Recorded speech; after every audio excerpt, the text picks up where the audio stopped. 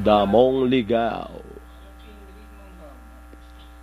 Also selling Dandino, My Wife Knows All.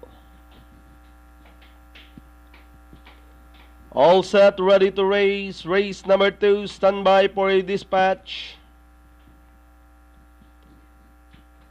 Gates open, they're up and racing. Blue Material, Damong Ligaw. Lambing Pinay moving up by the Dandino at the center to grab the lead. Then next in line, King Rick, My Wife Knows All, and Pit Boss is the early trailer. Heading towards the half-mile pole, Dandino being joined by Lambing Pinay by the rail. Racing in third, Damong Ligaw, Blue Material. My Wife Knows All racing in peep at this moment, followed by King Rick, and Pit Boss is still running at the tail of the field as they rounded the 600 meters pole. Dandino followed now by Blue Material in second, getting closer in third, Damong Ligaw, Lambing Pinay, My Wife Knows All, King Rick, and a long way back to Pit Boss as the action turns for home with Dandino still leading the field. Blue Material running on the outside is Damong Ligaw,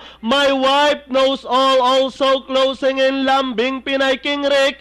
We have Dandino with apprentice Leonardo Cuadra losing his stick and moving up on the outside is Blue Material.